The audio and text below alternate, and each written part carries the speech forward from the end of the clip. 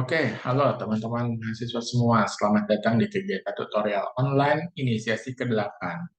Jadi, ini kita sudah sampai di inisiasi terakhir ya. Di inisiasi kali ini kita akan mempelajari mengenai laporan dan proposal bisnis. Nah, untuk pemahaman materi, silakan kalian akses materinya gitu ya. Dan jangan lupa untuk aktif dalam diskusi. Nah, secara khusus materi ini akan menjelaskan mengevaluasi proses informatif komunikasi bisnis dan finalisasi proposal dalam komunikasi bisnis. Jadi, yang disampaikan dalam modul ini yaitu mengenai evaluasi proses informatif komunikasi bisnis dan finalisasi proposal dalam komunikasi bisnis. Oke, jangan lupa untuk kalian aktif dalam diskusi dan kerjakan diskusinya ya. Saya akan share terkait video pengantar materi kali ini. Mohon disimak dengan baik. Oke, ini sesi ke-8 terkait laporan dan bisnis proposal. Oke, evaluasi proses komunikasi bisnis. Gitu ya.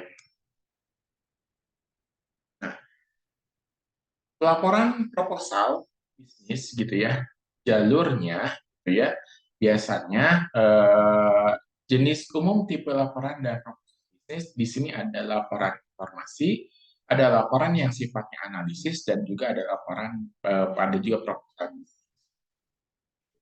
Laporan informasi ini mengenai evaluasi, monitoring dari operasional ya, terus terkait dengan dokumentasi, kebijakan, itu sifatnya informasi. Kalau analisis, terkait aset, terkait pendukung pengambilan keputusan, ya seperti itu.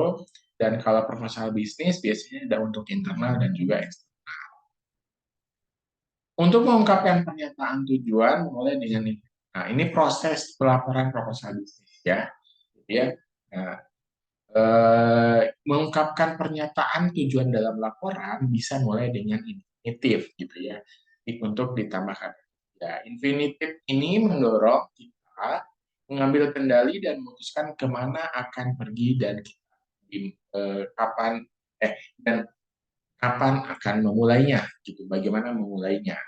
Nah, ketika infinitif kita pilih gitu ya, menginformasikan, mengkonfirmasi, ya infinitif itu menganalisis, memujuk atau merekomendasikan.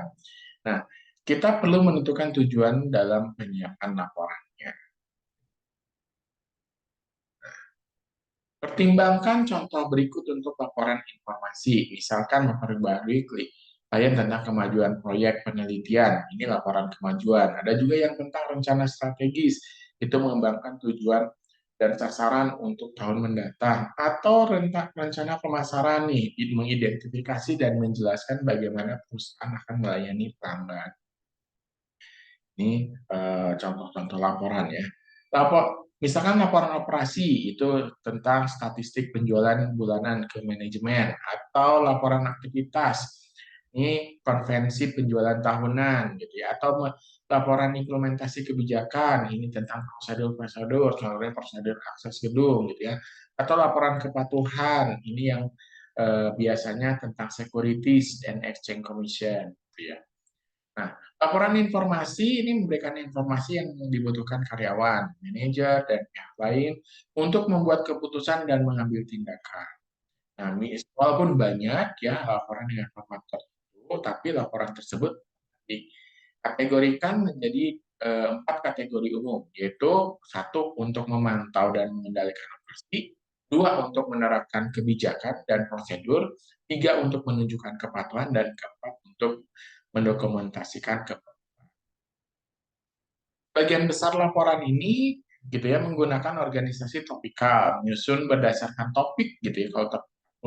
Nah, salah satunya seperti ini, bisa berperbandingan gitu ya topiknya, menunjukkan persamaan dan perbedaan, atau menunjukkan topiknya penting gitu ya, pentingnya, kepentingan gitu ya. Ini item-item yang tidak penting ke yang paling penting ada buat gitu ya, atau urutan nih langkah-langkah atau tahapan proses, atau orientasi spasial. Nah, ini tuh yang lebih ke arah ruang fisik berdasarkan lokasi, atau kronologi.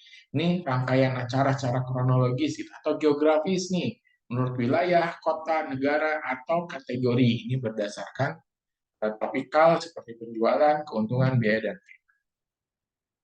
Finalisasi proposal dalam komunikasi bisnis. Secara umum, rencana bisnis ditulis selama 3 fase di kehidupan perusahaan, yaitu sebelum perusahaan diluncurkan, yang kedua pada saat perusahaan mencari dana, yang ketiga pada saat setelah perusahaan itu berdiri dan berjalan. Ya, eh, rencana bisnis tuh di apa namanya itu unsur-unsurnya gitu ya. Ini adalah agar investor tertarik. Pertama harus ada ringkasannya. Kedua, misi dan tujuan perusahaan. Yang ketiga, perusahaan atau industrinya, Anda sampaikan seperti apa kondisinya. Yang keempat, produk dari perusahaan atau layanan dari perusahaan tersebut. Yang kelima, pangsa pasarnya seperti apa dan juga persaingannya. Yang keenam, proses pengelolaannya akan seperti apa. Yang ketujuh, strategi pemasarannya yang akan dilakukan seperti apa. Yang kedelapan adalah desain dan pengembangan dari perusahaan dan juga produknya. Yang kesembilan itu rencana operasi, gitu ya, rencana proses operasionalnya seperti apa perusahaan bisnis tersebut. Yang ke-10 jadwal secara keseluruhan, jadwal-jadwal yang ada dalam perusahaan. Yang 11 resiko, manajemen resikonya seperti apa, masalah penanganan masalah kritisnya seperti apa. Yang ke-12 proyeksi dan persyaratan keuangan, lebih ke arah finansial planning ya. Jadi bagaimana rencana keuangannya. Dan yang ke-13 ada keluar dari strategi. Artinya apa yang akan dilakukan pada saat apabila strategi apa yang akan dilakukan bila perusahaan itu mengalami kemunduran sampai ke poin-poin yang harus ada dalam perencanaan bisnis. Nah, strategi tambahan untuk memperkuat gitu ya argumentasi kita. Satu, tunjukkan kita harus punya pengetahuan gitu ya. Berikan informasi dan contohnya tuh konkret, presentasi, penelitian kompetisi. Jadi kompetitor kita juga harus teliti dengan baik. Nah, siap diterapkan proposalnya ini. Jadi logik gitu ya, bisa diterapkan. Mengadopsi sikap Anda artinya itu menunjukkan sikap kita gitu, mencerminkan sikap kita. Yang keenam adalah kemas proposal dengan menarik. Nah, itu untuk strategi agar proposal kita diterima. Gitu. Nah, itu saja untuk video pengantar di sesi terakhir ini.